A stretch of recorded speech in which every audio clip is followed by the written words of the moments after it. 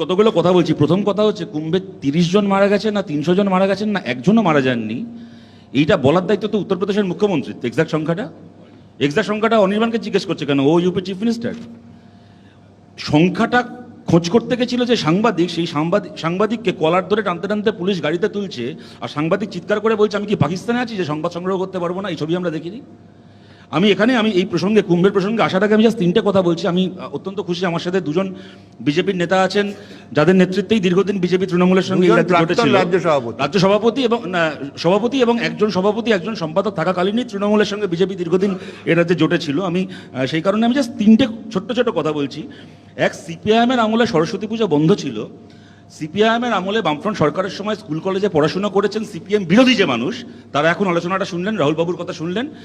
তারা যদি মনে করেন উনি ঠিক বলেছেন তাহলে ঠিক বলেছেন, যদি মনে করেন ভুল বলেছেন ভুল বলেছেন। দ্বিতীয় কথা, এই গরুর মাংস বিরুদ্ধে কে প্রতিবাদ করছিল, তাতে তার অভিশাপে একেবারে ইন্দিরা গান্ধীর বংশ ধ্বংস হয়ে গেছে, এটা শুনলাম। আর তখন তিনি আর একটা অভিশাপও দিয়েছিলেন যে গরুর মাংসর নামে গরিব মুসলমানকে খুন করে ইলেকট্রাল বন্ডের নামে যে গরুর মাংস বিক্রি করা কোম্পানির কাছ থেকে ইলেকট্রাল বন্ডে পয়সা খাবে, সে সামনের বার অযোধ্যায় ভোটে হেরে যাবে। সেই অভিশাপও একদিন পরে সত্যি হলো। 3 নম্বর কথা হচ্ছে, আমি বলছি দেখুন, সুভাষ চক্রবর্তীকে নিয়ে কথা ওনারা বললেন, ওই সময়টা আমরা সবাই দেখেছি। এবিপি আনন্দ নিজের আর্কাইভ নিয়ে গর্ব করে।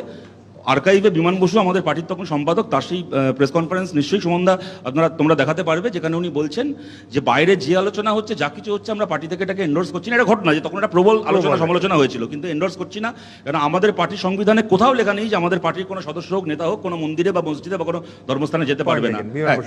এবং আমি শেষ কথা বলছি, এই যে গর্ব করে ধর্ম নিয়ে রাজনীতির কথা বলছেন না, এনারা ভোটের সময় বলেন যে হিন্দুদেরকে এক হতে হবে। এখনো যা বললেন যে মুসলমানরা একেবারে এসে দেশ দখল করে নেবে, প্রচুর সন্তান হচ্ছে ইত্যাদি। স্বামী বিবেকানন্দকে বারবার করে কোট করছেন। স্বামী বিবেকানন্দ 1894 সালে নভেম্বর মাসে শিকাগো থেকে দেওয়ান হরিদাস দেশাইকে চিঠিতে লিখছেন যেটা একেবারে মিথ্যে কথা, যে মুসলমানের আক্রমণে হিন্দুদের ধর্মান্তর হয়েছে। হিন্দুদের, বিশেষ করে নিম্নবর্গের হিন্দুদেরকে তথাকথিত ধর্মান্তরে বাধ্য করা হয়েছে পুরোহিতবর্গ এবং জমিদারদের অত্যাচারে। তারা জাতিভেদ প্রথার হাত থেকে বাঁচার জন্য কনভার্সনে বাধ্য হয়েছে। এটা স্বামী বিবেকানন্দ বলেছেন। এনিওয়ে, আমি যে কথাটা বলছি, আচ্ছা হিন্দুরা খালি ভোটের লাইনে এক হবে, হিন্দুরা কুম্ভমেলায় এক হবে না?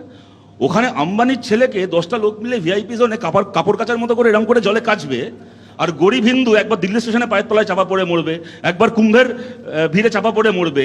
গরিব হিন্দুর জন্য একটা ব্যবস্থা, বড়লোক হিন্দুর জন্য একটা ব্যবস্থা, কোটিপতি হিন্দুর জন্য হেলিকপ্টার, আর নবসূত্র হিন্দু হচ্ছে মানে গরু ছাগলের মতো করে পায়ে চাপা পড়ে মারা যাবে। তারপর তার সংখ্যা নিয়ে উত্তরপ্রদেশ সরকার মিথ্যাচার করবে।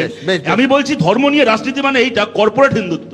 এই কর্পোরেট হিন্দুত্ব কোনো হিন্দু ধর্ম নয়। একদম।